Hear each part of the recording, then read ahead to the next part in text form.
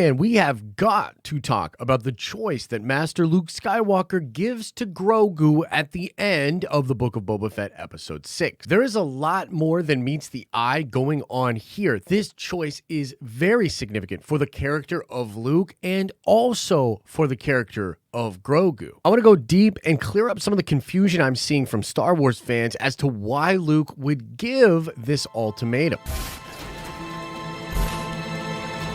What's up, everybody? It's Josh coming at you from Nerd Adventures Tower. As per usual, smash a like on this video if you're still just living in the afterglow of Book of Boba Fett Episode 6. To be honest with you, it still doesn't feel completely real. I've seen a lot of buzz, talk, and discussions about this choice that Luke presents to Grogu at the end of the episode. I've even seen some people get upset that Luke would put this decision to Grogu. Some people even saying this is mean, calloused, or uncharacteristic of Luke Skywalker to make this ultimatum. How dare you! All right, so let's break this down because I actually understand where some of this is coming from. After all, Luke Skywalker does use his love of his father and the love that his father has for him to ultimately turn Darth Vader from the dark side back to the light.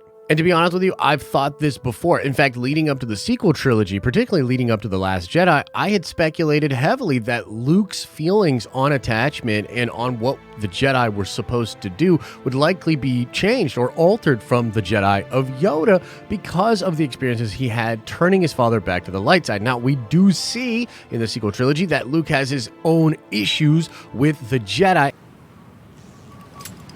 And I think that those issues are being foreshadowed in this episode with Luke's sort of confusion as far as how to proceed with Grogu. But we need to stop here for a second and make a very important and a very zen point about what actually happens when Anakin is turned back to the light. It is a different kind of love and a sort of selflessness that actually triggers Vader turning back into Anakin and returning back to the light. It's not that he just wants Luke to survive in that moment. That's not what actually is going on. He is seeing his son being hurt, but he's really seeing his son refusing to give up on him. It is a selflessness that is creating a call to that responsibility, a call to the light. Luke is showing Vader the way. It is love, but it is not attachment or belonging. So I would argue that Luke is actually not attached to Anakin. He loves him,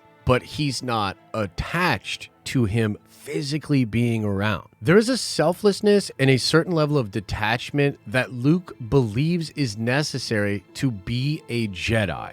That's where we're presently at, and this is why he does not necessarily know that Grogu is going to be able to become unattached to actually being with Din Djarin. And sort of as an example, if Grogu was able to just love Din and acknowledge that, but not be attached to being around Din, he could selflessly let that go and become a true and selfless Jedi. But I think it's worth pointing out that Luke has a lot going on in his mind, and this is beautiful because, again, it is foreshadowing certain things that we know will happen around the time of the sequels, but it's just so damn interesting that we're not just seeing Luke, but we're seeing Luke have some struggles, be unsure of what to do with Grogu exactly. Some important things to keep in mind is that in all likelihood at this point, Luke has already attempted to train his sister. We've seen that on the moon of Endor, they do some training there. It's established in the different novelizations that yes, she did train with Luke to some degree, but ultimately decided not to walk the path of the Jedi. And so Luke's already had one go of trying to teach someone to become a Jedi and basically saw that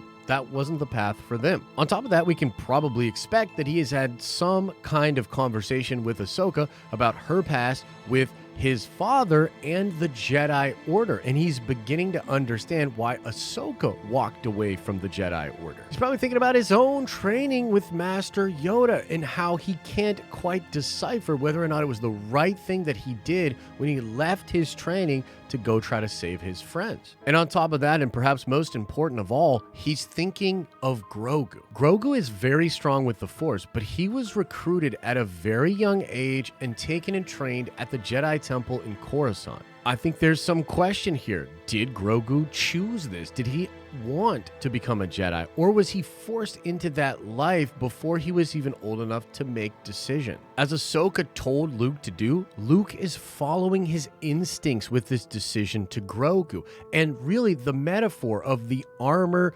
versus the saber is a beautiful just representation of the choice that he is giving Grogu, a choice that many Jedi never had before, and likely informed by Luke's mixed feelings about what it is to be a Jedi and what kind of people are actually destined to walk that path. It feels like what he's really doing is giving Grogu something that many people never had, and that is a choice, a chance to opt out of this Jedi type life. And I also think that a lot of these beliefs are going to change over time, but ultimately inform the Luke Skywalker that we get in the sequel trilogy, where he does ultimately believe that the Jedi should fade away and that there should be no more Jedi.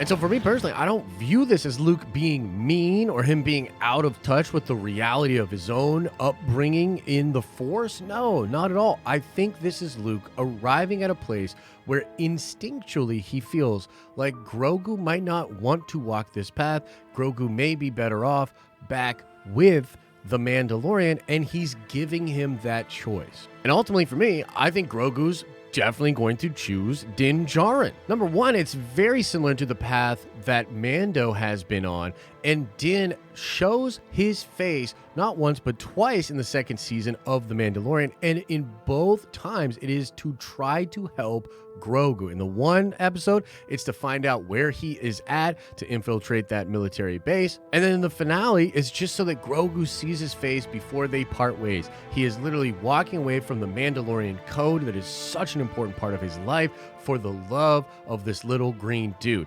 And similarly, I see Grogu being set upon the path of being a Jedi. This is what the armor sets up as the quest for Din Djarin to take Grogu to be with the Jedi and to be trained that way. It's what Luke thinks is right for Grogu. Din ends up just buying into that, thinking it's the right thing to do. But just like Din is going to walk away from the path that's set for him and choose his own path from his love of Grogu, I think similarly Grogu's going to make that same choice, not walk the path of the Jedi, and instead return to his friend Din Djarin. I also think this is a fun, unique thing in Star Wars, where these two characters don't have to walk these paths of destiny. They don't have to join up with dogmatic ways of viewing their own actions in the galaxy, and instead can break from tradition just because they really care about each other. That's kind of a fun storyline. I also think there's evidence for this. I remember a very old interview where Jon Favreau is talking about the movie Paper Moon as being a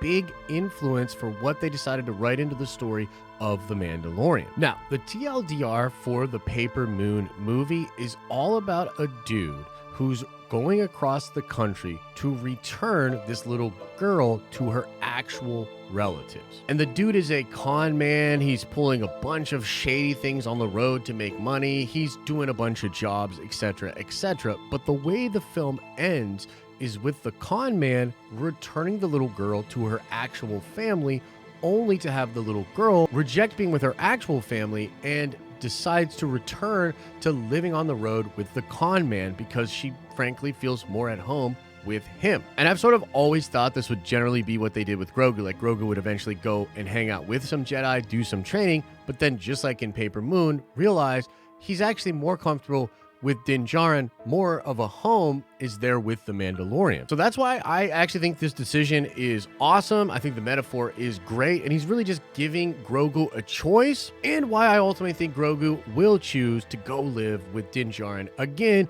out there doing their thing in the galaxy. Of course, let me know your thoughts about Luke's ultimatum and what you think Grogu is going to choose in the comments section below. Like this video if you liked it, subscribe to our channel to see more of our content pop up in your recommended feed. Check me out on TikTok, check out the podcast on Apple and Spotify, and make sure you're checking out the live streams over on the streaming channel. We have a ton of fun hanging out with everybody live. As I always say, I hope you're having an awesome and a nerdy day, and I'll see you in the next video.